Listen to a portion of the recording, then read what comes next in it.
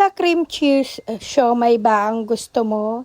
Eto na nga at magluluto tayo. Ano pang hinihintay mo? Tara, samahan mo na ako. Sa paggawa nga pala ng tuna siomai, unahin na natin tong main dish natin, ang century tuna. Flakes in oil nga pala ang ginamit natin dyan. Dahil nga ilan kaming magkakainan dyan, so dinalawa ko na para hindi kami masyadong ma-short sa kakainin namin. At yan ang start natin, i-drain na natin siya para mawala yung sarsa niya dahil yung laman lang naman talaga ang kailangan natin at iset aside na lang natin yung kanyang sarsa kasi pwede pa naman natin yan ipang sabaw sa kanin dahil hindi naman yan masisira. After that, pwede na natin yan iset aside.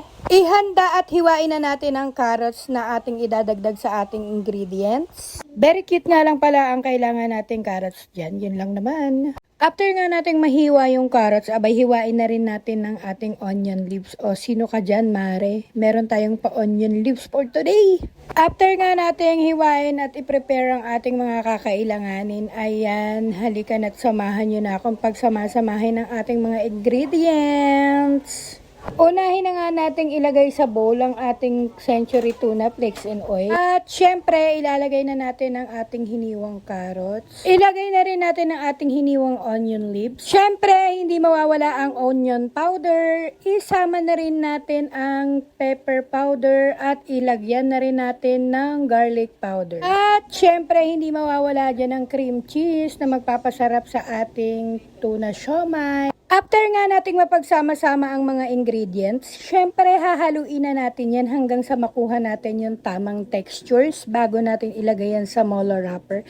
And habang hinahalo nga natin yan, abay story time lang tayo ng very cute, no? Dati, lagi ko lang sinasabi sa mga video ko na mahilig lang talaga akong kumain, pero hindi talaga ako marunong magluto. Pero when it comes to pagluluto talaga, marunong naman talaga ang kumare nyo. Tamad lang talaga, ganer. Abay, syempre, nakuha ko din naman ang lahi ng mga magaling magluto at marunong naman talaga tayong magluto. Pero when it comes to pagluluto talaga, grabe napaka-expensive ko talaga pagdating sa mga ingredients ng pagluluto. Kaya pagka kung magluluto na lang talaga, kakain na lang ako sa labas, hindi pa ako pagod, ganun. At dahil nga madalas dumaan sa FYP ko ang tuna siomai, abay hindi na ako nagpatumpik-tumpik pa. Tinry ko na talaga siya. At ayan, nakuha na natin ang tamang texture. And after nga nating makuha ang tamang textures ng ating tuna siomai, abay ilalagay na natin siya sa molo wrapper. Ibabalot na natin siya ng very very cute. O diba? Sino ka dyan, Mare?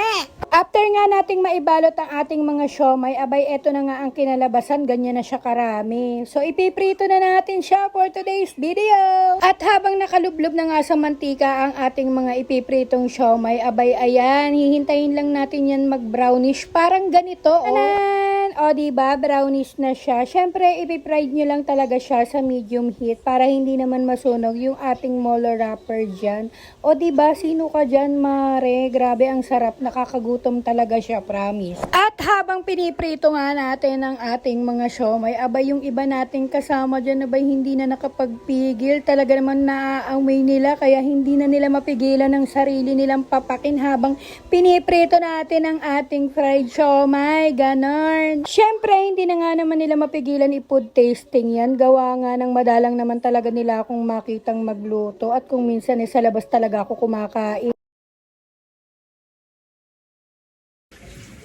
This is the final kinembot kineso chain reporta. Ayan na, kakagatin natin yan syempre. Diba, sa sobrang crunchy nga naman talaga niyan, abay nakaya siya ng gilagid ko, no? So, yun lang naman for today's video. Syempre, na-share ko lang para alam nyo. I-follow nyo na ako at i-share nyo na yung mga video ko. Yun lang naman, guys. Bye-bye!